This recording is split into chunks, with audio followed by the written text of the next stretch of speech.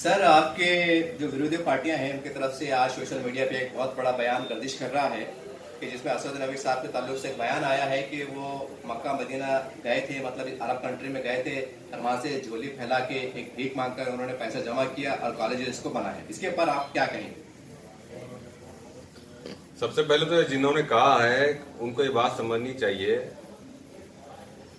कि अल्लाह ने मेरे कायद को इतना नवाजा है कि आज अल्हम्दुलिल्लाह हजारों लाखों तलबा जो है तो उनके इदारों में तालीम हासिल कर रहे हैं। जो चंदा मांगने की बात है, झोली फैलाने की बात है, ये शायद इन्होंने अपनी आंखों से देखा हो। बेबुनियाद बातें, मनगढ़ंत बातें करके मुसलमानों के कायदीन को बदनाम करने का वाज़ाब्ता एक ठेका लेके रखा गया है। पहली बात तो ये।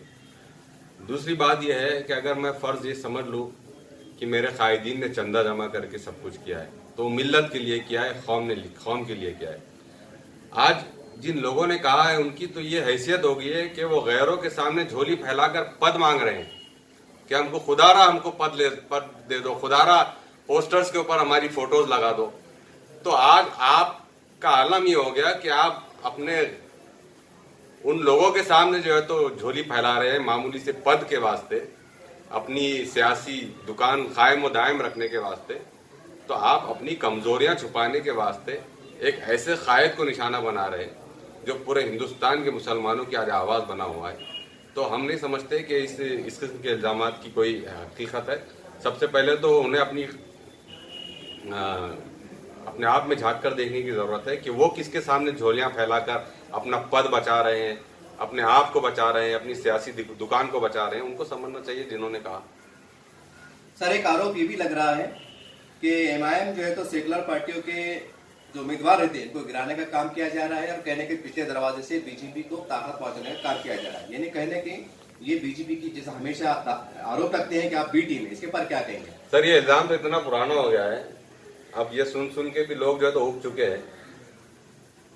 अगर बीजेपी की बी टीम एमआईएम है और इन्हों इतने सच्चे और जो है तो बड़े साफ छवि रखने वाली इनकी पार्टी है, तो इन्होंने महाराष्ट्र में कौन से मुसलमान एमपी को जिताकर दिल्ली भेजा?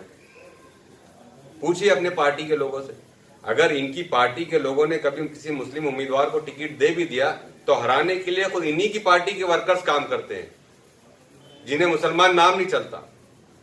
तो आज अल्लाह का शुक्र है कि बैरिस्टर असदुद्दीन ओवैसी साहब ने डंकी की चोट पे इम्तियाज जलील साहब को मैदान में उतारा। और सलाम है औरंगाबाद की तमाम जनता को, चाहे वो हिंदू हो, चाहे मुसलमान हो, चाहे दलित हो, सभी ने जो है तो एतमाद किया और उनको दिल्ली पहुंचाया। अगर आपकी बातों में इतना दम है तो आप बताइए कि महाराष्ट्र में कहां से आपने मुसलमान एमपी को जो है तो दिल्ली पहुंचाया?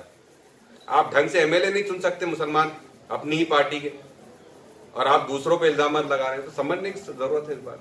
सर, महाराष्ट्र में एक पहली बार चमत्कार ऐसा देखा गया है, कांग्रेस, राष्ट्रवादी पार्टी और शिवसेना ये आपस में इनका अलायंस हुआ, इनका इत्तेहाद हुआ। क्या कभी मुस्तकबिल में ऐसा देखा जाएगा कि एमआईएम, कांग्रेस, राष्ट्रवादी, शिवसेना इनका भी अलायंस हो? एक क्योंकि सियासत में ना कोई किसी का मुस्तकिल तौर से दुश्मन होता है ना दोस्त होता है, क्या कहेंगे इसके बारे में? मेरे कायदीन सत्ता के लिए कभी भी अपने उसूलों को नहीं तोड़ेंगे। हम अपोजिशन में बैठ के लोगों की खिदमत करने को तरजीह देंगे, मुकाबले उन लोगों के साथ हम कतई नहीं जाएंगे जो ऐवान में खड़े रहकर कहते हैं कि बाबरी मस्जिद शहीद करने पर हमें गर्व है। और ये जो लोग एमआईएम के ऊपर इल्जाम लगा रहे हैं, इनको थोड़ी सी शर्म आनी चाहिए कि ये आज अपनी सत्ता, अपनी कुर्सी बचाने के लिए उन लोगों के साथ बैठे हैं जो गर्व से कहते हैं कि बाबरी मस्जिद को शहीद हमने किया था। तो कहां गई आपकी मुसलमानी? कहां गया आपका मिल्लत के तई जज्बा? पूछिए अपने आखाओं से, सियासी आखाओं से, कि उनको अपनी गद्दियां बचानी थी तो उन्होंने उनकी गोद में सहारा ले लिया, जो खुद ऐवान में खड़े रहे के, असेंबली में खड़े रहे के कह रहे हैं कि बाबरी मस्जिद गिराने पर हमको गर्व है। तो हमें ऐसी कोई गद्दी की जरूरत नहीं है मजलिस इत्तेहादुल मुस्लिमीन को। हम अपने उसूलों से कभी कॉम्प्रोमाइज नहीं करेंगे इंशाल्लाह, और हम मिल्लत के फायदों को तरजीह देंगे इंशाल्लाह। सर, विधानसभा में नवाब मलिक साहब का एक बहुत अहम बयान सामने आया। जिस तरह से बयान आया उससे देख के ऐसे लगता है कि शायद आप मुसलमानों को आरक्षण मिलना बहुत मुश्किल नजर आता है। तो आपकी भूमिका क्या है, इस पे क्या कहना चाहेंगे? सबसे पहले तो नवाब मलिक साहब का जो स्टेटमेंट आया वो इंतहाई मतलब उसकी जितनी मजम्मत की जाए वो कम है। ये इनकी मजबूरी है सत्ता में रहना, इसीलिए ये जो कट्टरपंथी पार्टियां हैं ये इनके आगे घुटने टेकने पर मजबूर होगी। इनको महाराष्ट्र के मुसलमानों से कोई हमदर्दी नहीं है। खुद नवाब मलिक साहब जब हुकूमत में थे, 2014 से पहले, तब खुद उनकी कांग्रेस और एनसीपी सरकार ने मुसलमानों को रिजर्वेशन डिक्लेयर कर दिया था। तो वो किस बुनियाद पे किया गया था? क्या उस वक्त चॉकलेट दिया जा रहा था मुसलमानों को? चॉकलेट देने के बाद भी जो है तो आप अपनी सत्ता में वापस नहीं आए। तो नवाब मलिक साहब का जो स्टेटमेंट है, ये कहीं ना कहीं अपनी जिम्मेदारियों से बरीउल जमा राय फरार इख्तियार करने का एक तरीका है।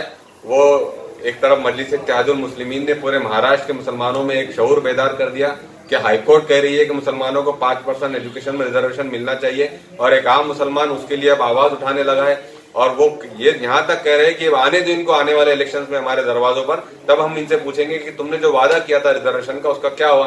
तो अब चूंकि इनको अपनी नैया डूबते हुए नजर आ रही है, तो ये अपना किया कराया जो है तो बीजेपी के सर मरने की कोशिश कर रहे हैं। और ये लोग सत्ता में अपनी कुर्सी बचाने के लिए यही गेम खेलते आए हैं आज तक महाराष्ट्र में, खासतौर से मुसलमानों के साथ। तो जो लोग इल्जाम लगा रहे हैं उनको पहले अपने आप में झांकने की जरूरत है कि कौन बी टीम है, कौन शिवसेना, कौन बाबरी मस्जिद के को मसमार करने वालों के साथ खड़ा है, किसने वादे किए थे, कौन चंदा जमा करता है, कौन अपनी छवि को पोस्टर्स पर फोटोज लगाने के लिए पार्टियां सियासी आखाओं के आगे पीछे फिरता है, कौन अपना पद बचाने के लिए, अपनी ही पार्टी के अंदर मकाम और मर्तबा बचाने के लिए कौन अपने सियासी आखाओं के आगे पीछे फिरता है। अल्हम्दुलिल्लाह मजलिस इत्तेहादुल मुस्लिमीन एक बहुत मुनज़्ज़म जमात है। यहाँ पर काम करने वालों को तरजीह दी जाती है, उनको अहमियत और ओहदे दिए जाते हैं। यहाँ पर किसी किस्म की कोई खुशामद और चापलूसी की कोई जगह नहीं है। अगर जो लोग इल्जाम लगा रहे हैं, अगर उनको उनकी पार्टी में उनकी अपनी औकात नहीं है, और अगर वो मजलिस इत्तेहादुल मुस्लिमीन के साथ डिसिप्लिन के साथ कौम मिल्लत की खिदमत करना चाहते हैं, तो हम उनका इस्तकबाल करते हैं। आइए, आपको यहाँ पर आपकी औकात और हैसियत के लिहाज से आपको इज्जत जरूर मिलेगी इंशाल्लाह। कम से कम आपको चप्पलें तो नहीं उठाना पड़ेंगी अपने सियासी आखाओं की, और उनकी जो खुद सरेआम ये कह रहे हैं कि बाबरी मस्जिद को गिराने में हमें गर्व है, तो कम से कम आप जो है तो वहां तो अपने आप को बचा पाएंगे। उन सियासी आखाओं को खुश करने के चक्कर में आप जलीलो ख्वार हो रहे हैं, तो आपको अपना एहतसाब करना चाहिए। ठीक।